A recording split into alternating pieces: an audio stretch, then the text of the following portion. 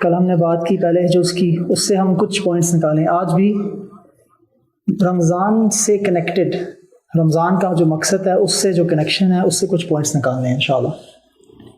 اللہ سبحانہ تعالیٰ فرماتے ہیں بالکل شروع قرآن کے اندر سورہ فاتحہ میں ہم کہتے ہیں ایاک نعبد و ایاک نستعین، only you we worship, only you we ask for help. نستعین استعانہ. اس کے بعد اللہ سبحانہ تعالیٰ فرماتے ہیں in different parts of سورۃ البقرہ وَاسْتَعِینُوا بِالصَّبْرِ وَالصَّلَاةِ وَإِنَّهَا لَكَبِیرَةٌ إِلَّا عَلَى الْخَاشِعِینَ. تو دوبارہ استعانہ کی بات ہے اور پھر اس میں صبر and صلاح. پھر آگے اللہ سبحانہ تعالیٰ mentions یا ایھا الذین آمنوا استعینوا بالصبر والصلاة ان اللہ مع الصابرین.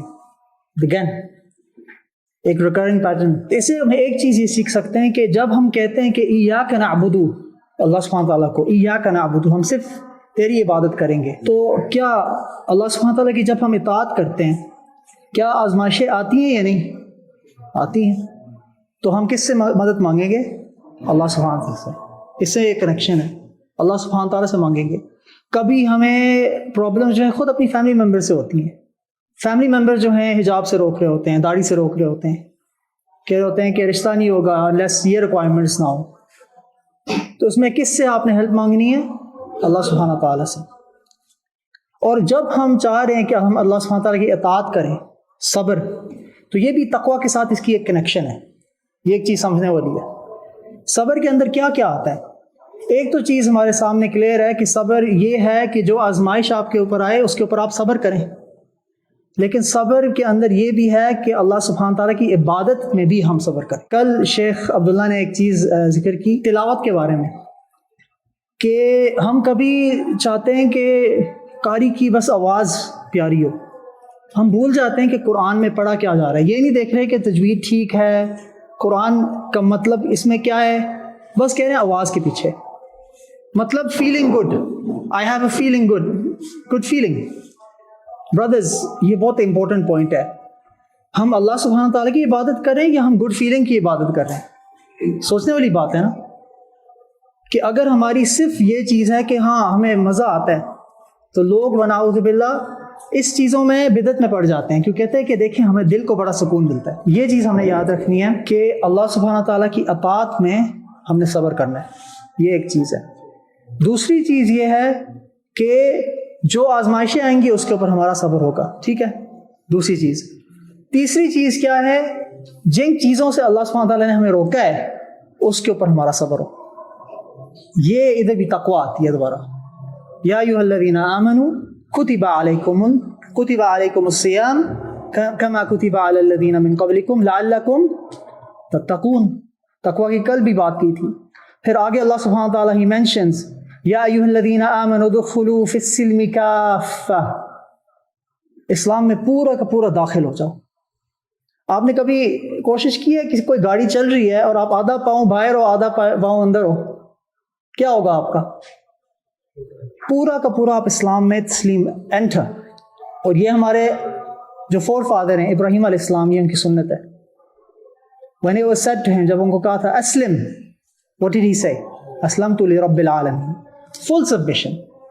یہ ایک چیز ہے جو ہم نے رمضان سے لینی ہے کہ ہمارے اندر فل سبمیشن آ جائے اللہ سبحانہ تعالیٰ کی. سورۃ طلاق میں اللہ سبحانہ تعالیٰ آگے ایک چیز بہت خوبصورت آیات ہیں، وَمَن يَتَّقِ اللَّهَ، جو اللہ سبحانہ تعالیٰ کی تقوی اختیار کرے گا، يَجْعَلْ لَهُ مَخْرَجًا، اللہ سبحانہ تعالیٰ اس کے لیے ایک راستہ نکالیں گے. مطلب وہ تقوی اس کا کیا مطلب ہے؟ ایک اس کے سامنے ایک حرام چیز آ گئی ہے، چاہے وہ ایک جاب ہے، اس جاب کے اندر کچھ حرام چیزیں ہیں، چاہے وہ ریلیشن شپ ہے، یہ ایک انسان کی نیڈ ہے، لیکن اس کے سامنے حرام ریلیشن شپ آ رہی ہے، حرام جاب آ رہی ہے، کوئی بھی چیز جو ہے وہ اللہ سبحانہ تعالیٰ کی اطاعت حدود اللہ سے باہر جا رہی ہے، اس پہ اب وہ کہتا ہے کہ نہیں، میں نے اللہ سبحانہ تعالیٰ کی تقوی ہوگی میرے اندر.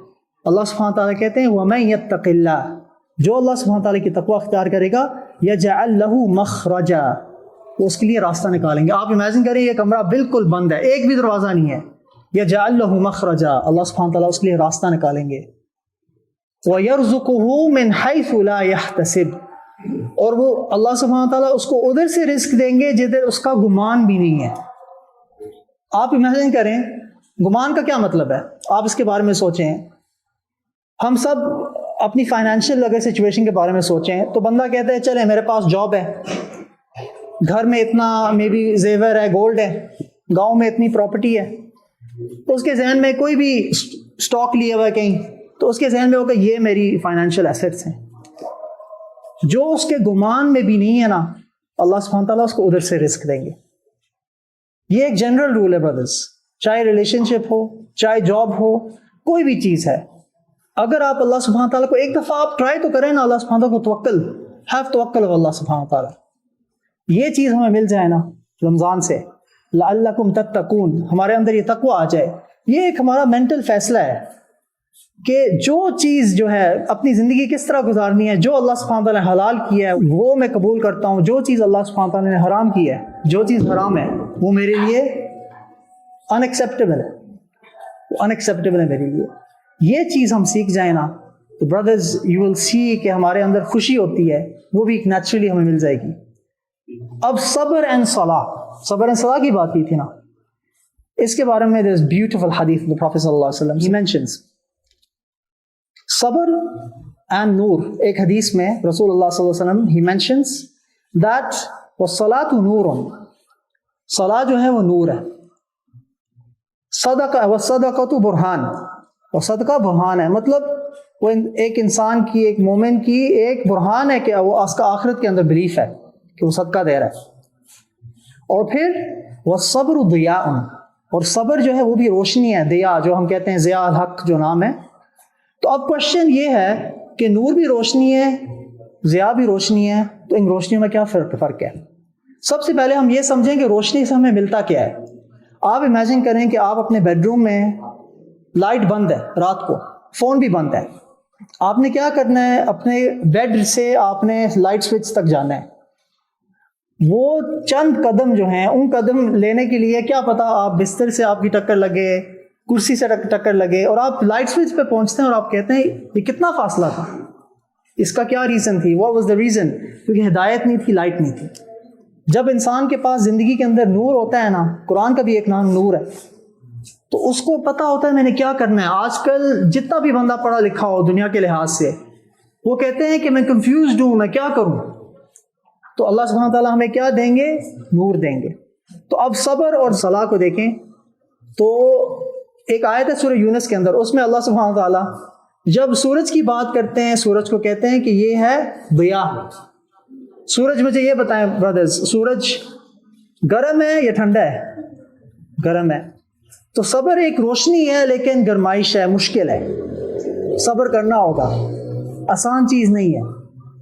اور پھر اللہ سبحانہ تعالیٰ اسی آیت میں اللہ سبحانہ تعالیٰ مینشنز والقمر نور, اور قمر کیا ہے, چاند کیا ہے, نور ہے.